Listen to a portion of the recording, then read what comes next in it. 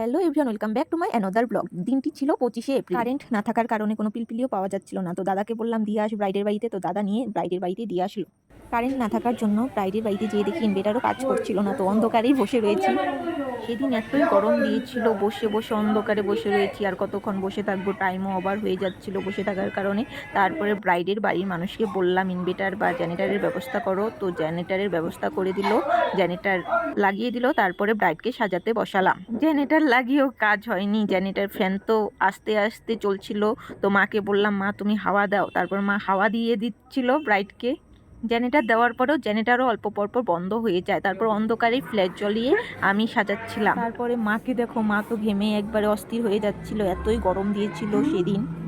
একদিকে এতই গরম দিয়েছিল, তারপরেও ব্রাইডের ঘরের মানুষ এসে বারবার দরজার ধাক্কা দিচ্ছিল, খুলো খুলো।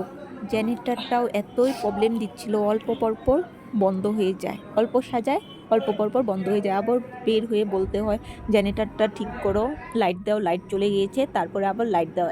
আমার এই ব্রাইডটা খুবই মিষ্টি ছিল আর একদম শান্ত ছিল, একদম কথা কম বলছিল। ব্রাইডকে বলছি কেমন মেকআপ লাগবে, তো ব্রাইড বলে আমি তো কিছু বুঝি না, তুমি তোমার মতন করে দাও, যেমন মেকআপ তোমার পছন্দ হয় তুমি সেমনই করে দাও। তো আমি আমার ইচ্ছে মতন ব্রাইডকে সাজিয়ে দিলাম, তো ব্রাইড পুরোই স্যাটিসফাই ছিল। আর তোমাদেরও আমার মেকআপ কেমন লাগে তো নিশ্চয়ই কমেন্ট করে জানিও, আর আমার ভিডিওগুলি যদি ভালো লাগে লাইক কমেন্ট শেয়ার করে দিও। তোমাদের স্পেশাল ডেতে যদি তোমরা আমাদের কাছে সাজতে চাও তো 8876736492 এই নাম্বারে বুক করে নিতে পারো তোমাদের স্পেশাল ডের জন্য। তোমাদের সাথে কথা বলতে বলতে আমার বেস মেকআপও কমপ্লিট হয়ে গেল, তো এখন আমি আইটা অল্প অল্প করছি, তো আই মেকআপও কমপ্লিট হয়ে গেছে। তো ব্রাউনজার ইউজ করে নাকটাকে অল্প চোখা করে নিচ্ছি, তো দেখো তোমাদের মেকআপটা কেমন লাগে। এখন আমি জুয়েলারিগুলো একটা একটা করে পরাচ্ছি, তো এই চিকটা না আনকমন লেগেছে, খুব ভালো লেগেছে চিকটা। দেখো তোমাদের কেমন লাগছে চিকটা, আমার কাছে তো সেই লেগেছে।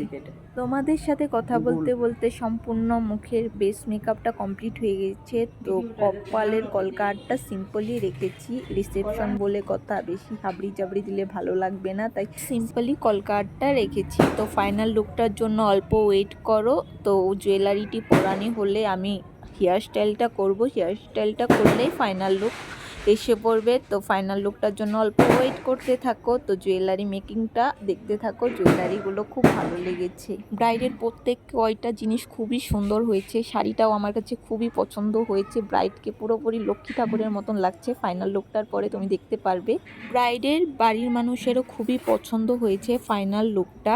আমাদের আর কি লাগে, ব্রাইডের পছন্দ হয়েছে, ব্রাইডের বাড়ির মানুষের পছন্দ হয়েছে সাজানি, এটুকের বেশি কিছুই লাগে না। সবাই যদি খুশি হয় তাতেই আমরা অনেক খুশি, স্যাটিসফাই মনে আসতে পারি, ঘরে এসেও মনটাও খুব হ্যাপি হ্যাপি লাগে যে ব্রাইডের বাড়ির মানুষেরও পছন্দ হয়েছে সাজানিটা।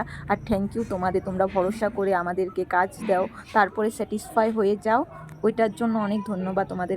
হেয়ার স্টাইল করার সময় কোনো আর ভিডিও নিতে পারিনি, তো ফাইনাল লুকটা দেখো তোমাদের কেমন লেগেছে, তো নিশ্চয়ই কমেন্ট করে জানিও, আর ভালো লাগলে লাইক কমেন্ট শেয়ার করে দিও। তো দেখো ব্রাইডকে হাসতে বলছি, ব্রাইড অনেক কমই হাসছিল, ব্রাইড অনেক হ্যাপি ছিল। তো দেখো তোমাদের কেমন লেগেছে, আই মেকআপটা কেমন হয়েছে কমেন্ট করে জানিও। দেখা হচ্ছে নতুন ভিডিওতে, টাটা।